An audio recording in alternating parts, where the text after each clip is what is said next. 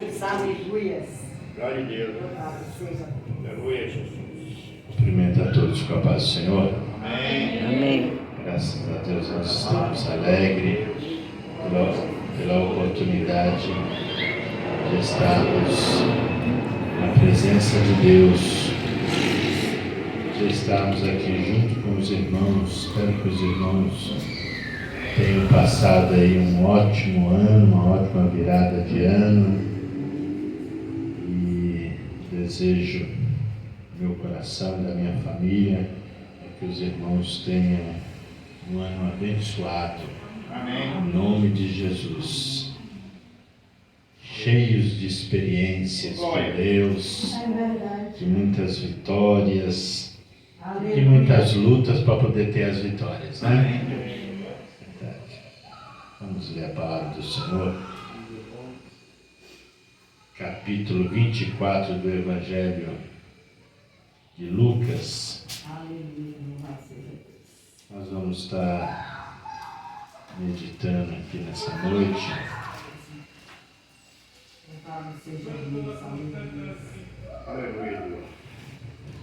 sobre aqueles discípulos fujões que estavam fugindo ali para o caminho de Emaús, para a aldeia de Emaús, né?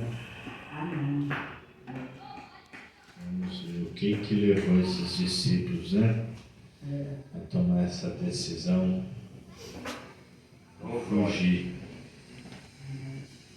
Capítulo 24 e o versículo de número 13, que diz assim: naquele mesmo dia, 2 deles estavam de caminho para uma aldeia chamada Emaús, distante de Jerusalém 60 estádios. E iam conversando a respeito de todas as coisas sucedidas. E aconteceu que, enquanto conversavam e discutiam, o próprio Jesus se aproximou e ia com eles. Seus olhos, porém, estavam como que impedidos de o reconhecer. Então lhes perguntou Jesus: que é isso que vos preocupa e que ides tratando à medida que caminhais? E eles pararam, entristecidos.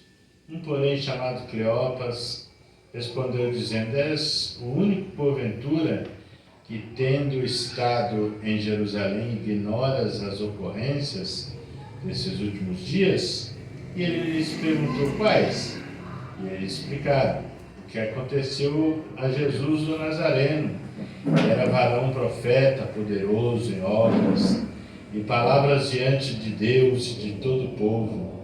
E como os principais sacerdotes das nossas autoridades o entregaram para ser condenado à morte e o crucificaram. Ora, nós esperávamos que fosse ele que havia de redimir Israel, mas depois de tudo isso já é o 3º dia desde que tais coisas sucederam.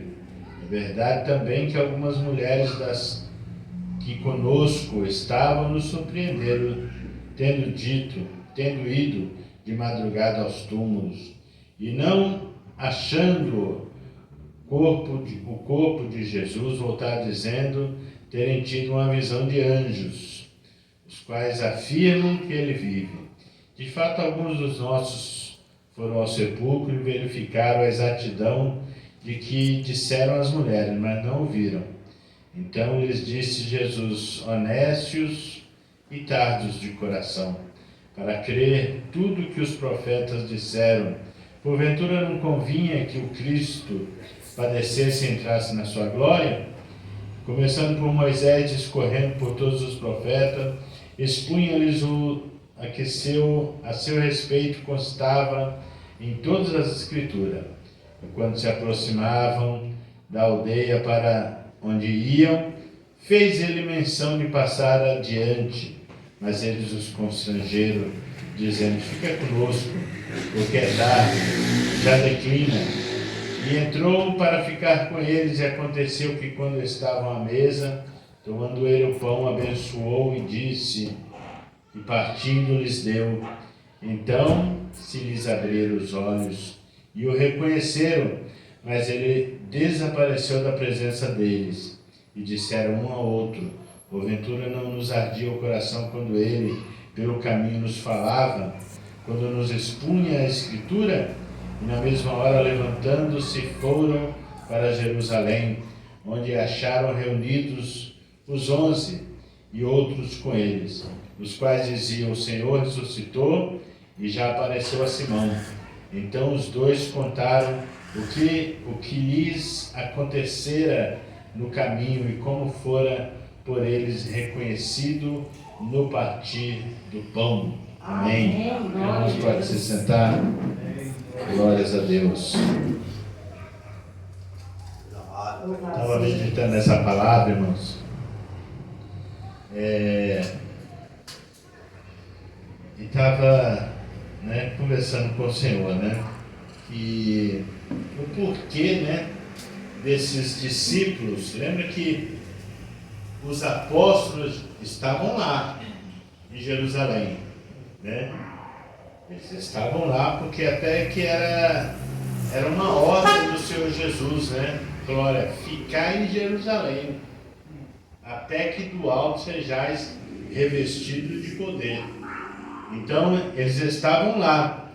Mas esses dois estavam indo para Emaús, E meditando na palavra, Emaús quer dizer fonte de águas quentes, E Jerusalém quer dizer lugar de paz, Então eles estavam indo para um lugar, deixando Jerusalém, indo para um lugar que é fonte de água quente, E os irmãos sabem, nós já falamos aqui em outra mensagem, que a água quente, ela não se bebe, Não tem como você fazer uso dela, É uma água que provoca vômito, E como se isso não bastasse, era uma distância de cerca de 10 a 11 quilômetros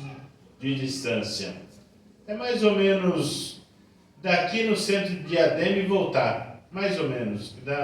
Diadema tem uns 4,5 km daqui lá, um pouquinho mais, pouquinha coisa a mais. E voltar em Diadema, era o caminho que eles estavam fazendo. E veja bem, o que me chamou a atenção aqui é que nessa descida deles, eles estavam conversando ali entre si, sobre o acontecimento, que isso foi logo após a crucificação de Cristo,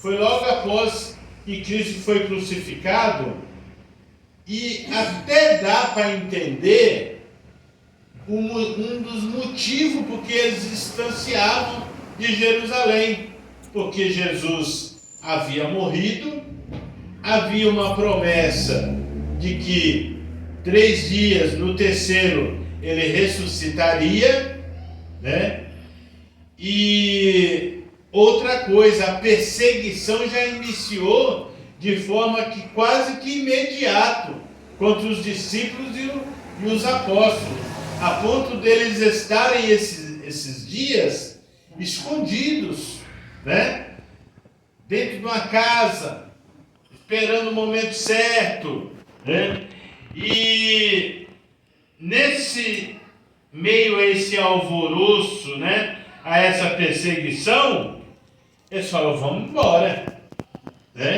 E foram embora, indo para Emaús. E eles conversando entre si, falando, rapaz, você viu o que aconteceu, Jesus foi crucificado, e aqui diz que o mesmo Jesus começou a caminhar com eles, E naquela caminhada ali, junto eles conversando. E ele, do que vocês estão falando? E eles se estranharam, né? Tem uma versão que fala, se tu peregrino, né, em Jerusalém, não sabe o que está acontecendo, né? Mas o que está acontecendo? Sobre Jesus, né? Que foi crucificado, nós esperávamos que ele remisse a Israel. Veja bem que eles estavam, primeiro, eles estavam esperando que Jesus fizesse uma coisa que Jesus não tinha prometido, né? Jesus não prometeu que iria libertar eles. Eles chegaram a perguntar para Jesus, Senhor, nesse tempo tu restaurarás o poder a Israel? Que a visão deles era que Israel saísse sobre o domínio de Roma.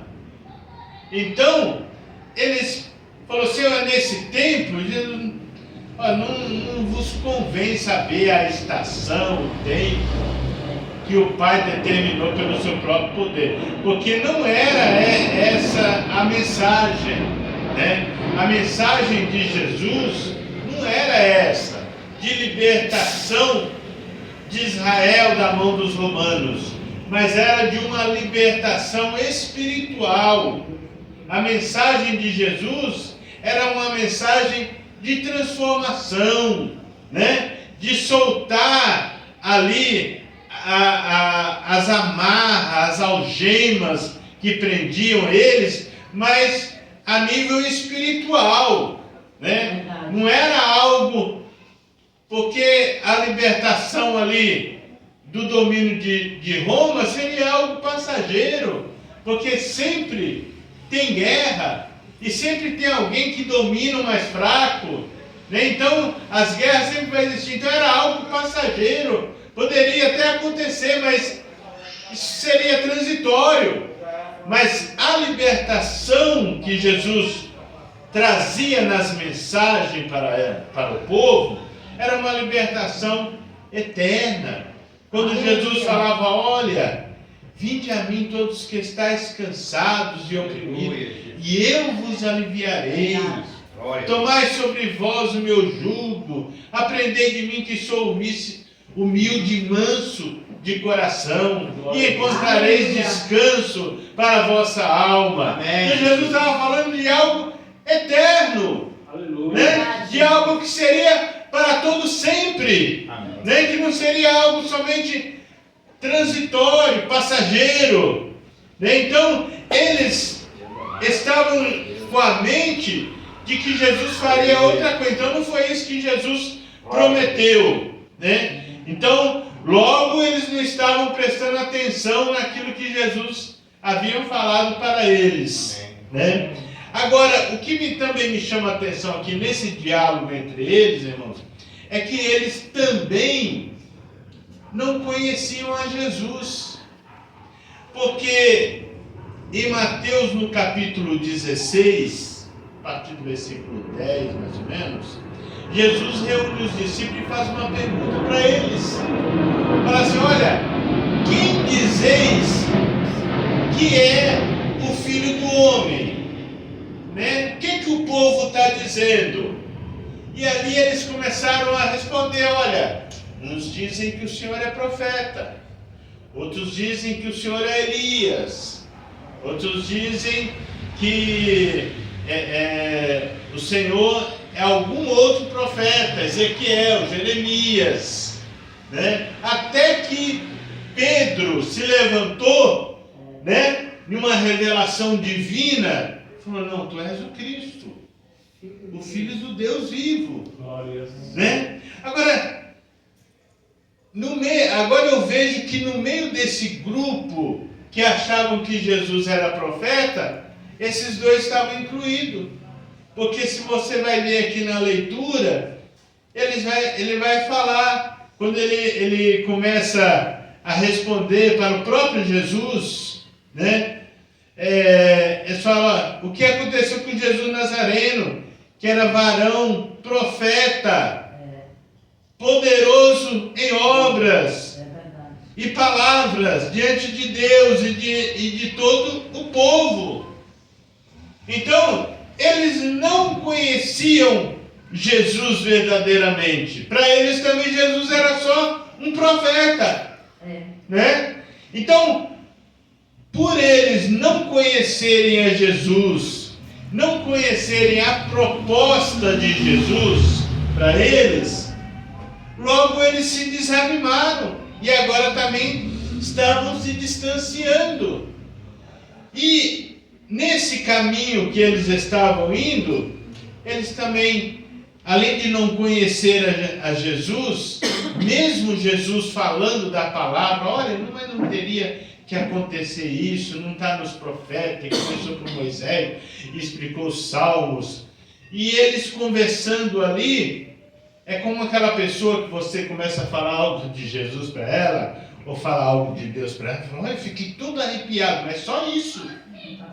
Não passa disso, entendeu? É só aquele momento. Jesus começou a falar para eles, arder o coração deles. Mas foi só isso, né? Eles estavam decepcionados. Eles estavam tristes.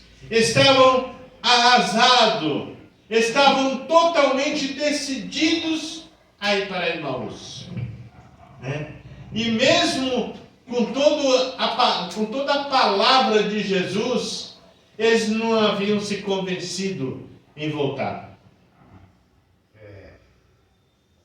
Eles ainda continuaram decididos a estarem indo para Emaús. Mas, em meio a essa conversa, irmão, aconteceu algo de bom, que mudou todo o curso da história, mudou totalmente a rota, né, desses discípulos, né? Eles mudaram de ideia. Foram 3 atitudes que eles tiveram, que essas 3 atitudes foram fundamentais para mudar essa situação. A primeira e a fundamental de todas é que quando eles estavam indo, Jesus fez que ia passando. E a Bíblia diz aqui que eles o constrangeram. Falou, Senhor, fica conosco. Entra na minha casa, está tarde. É perigoso o caminho, né? Passe a noite conosco. Convidaram a Jesus. Essa foi a fundamental. Porque Jesus só precisa de um convite. Entendeu? Jesus só precisa de um convite. Né? Eu não sei qual o nível, né, da sua caminhada que você está vivendo hoje aqui. Né? Eu não sei como que está a tua caminhada hoje aqui. Mas se você fizer um convite para o Senhor Jesus, se você falar, Senhor, entra na minha casa, Pai, né? Vem aqui comigo, Senhor. Fica aqui comigo. Muita coisa vai mudar. Você pode até estar vivendo o sentimento que eles estão vivendo. Talvez você está vivendo uma decepção, uma tristeza. Você esperava algo, mas não aconteceu. Talvez você esperava algo de Deus no ano passado, não aconteceu, né? Você talvez está vivendo um sentimento ruim, mas a partir do momento que Jesus for convidado, Ele muda também isso aí. Ele muda essa situação. Entendeu? Aleluia. Às vezes você pode até estar determinado a ir para algum lugar, mas se você chamar Ele para a tua casa, entendeu? Ele vai mudar a sua direção. Ele vai mudar o seu caminho. Ele vai te orientar para onde você deve realmente ir. Por que é para nós, irmãos? Nós tomamos decisões erradas todos os dias. Né? Todos os dias nós tomamos decisões que nos afastam de Jerusalém. Todos os dias nós tomamos decisões, né? Ou às vezes empacamos num pensamento, é aqui, eu vou ir aqui agora, não quero nem saber, né? Que esse caminho ele nos distancia do Senhor, ele nos leva para longe da presença do Senhor, Verdade. né? Mas se você convidá-lo, né? Senhor, entra aqui na minha casa, meu Pai, toma aqui a direção, Glória a Deus, aleluia. toma novamente o leme do meu barco, né? Me dirige novamente, toma aqui o volante, né? Do meu carro, Senhor, e me coloca novamente na estrada, Pai, porque eu saí da estrada e agora eu estou indo no mato adentro, mas eu quero voltar para a estrada. Eu tenho certeza que Ele vai te direcionar no caminho correto. Glória a Deus. Porque muitas vezes nós tomamos decisões que nós achamos que é a mais certa, né? Eu estava conversando com um irmão um tempo atrás aí, e ele estava tomando uma decisão, irmão, ele já tinha tomado a decisão. Falou, vai ser assim, irmão. Entendeu? Vai ser assim, assim, assim. Eu falei, pai, né? Pensa mais um pouco, ora, busca uma direção de Deus, né? Vê direito, né? Mas na mente dele já tinha tomado aquela decisão. E não tinha quem, porque a partir do momento que a pessoa toma uma decisão, pastor, quem tira da mente da pessoa?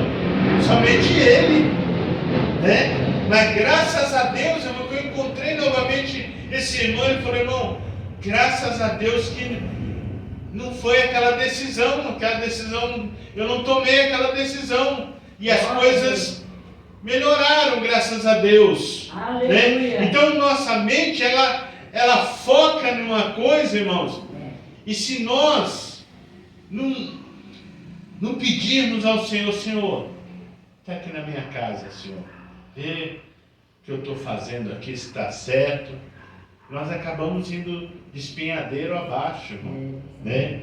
Mas eles tomaram essa decisão, falou, Senhor, fica conosco, né? E é por isso que lá no Apocalipse, né, 3:20 fala isso, que estou à porta e basta se alguém ouvir e abrir, não é só ouvir, quer dizer, a pessoa ouve e não abre. Se é ouvir e abrir, eu entrarei, cearei com ele, e ele comigo. Né? Então, essa foi a primeira atitude que já mudou a rota do caminho deles. A segunda é que eles tiveram um momento de comunhão com o Senhor. Glória a Deus. E esse momento aí, irmão, foi tão importante que esse momento revelou quem era que estava ali. É verdade, Pai. Porque às vezes, irmão, o Senhor está conosco, nós não estamos vendo.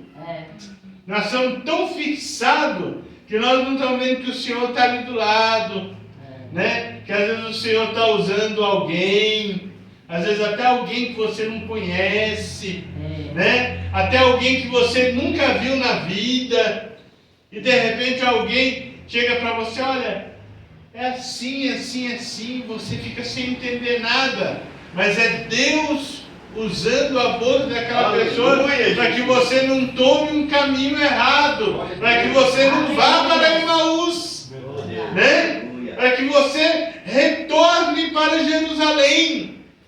Então, eles tiveram um momento de comunhão e essa comunhão fez algo maravilhoso, abriram os olhos deles. Aleluia. Eles Glória a conseguiram Deus. ver Aleluia. quem era que estava ali. Quando? No partir do pão.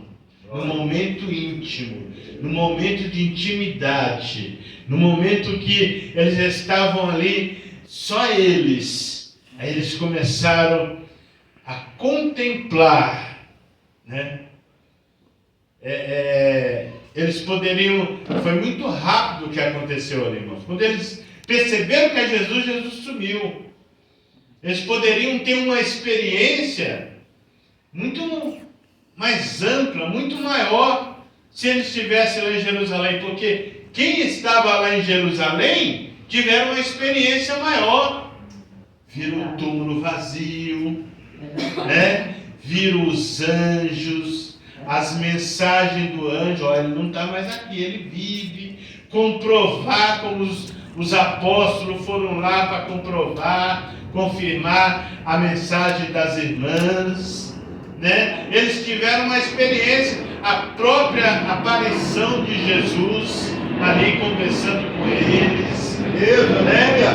Ali com eles. Então eles tiveram uma experiência. Às vezes, irmão, nós temos uma experiência conta-gota, pela misericórdia de Deus.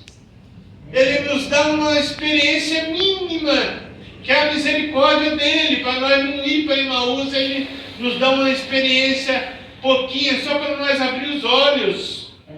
Mas nós poderíamos ter uma experiência muito maior, se às vezes nós não tomarmos essa decisão de, né, caminho abaixo, Emaús, vou ver o que o mundo está me oferecendo, né, vou dar uma voltinha lá fora, né? Se nós não tomássemos essas decisões, nós tínhamos experiências muito maiores,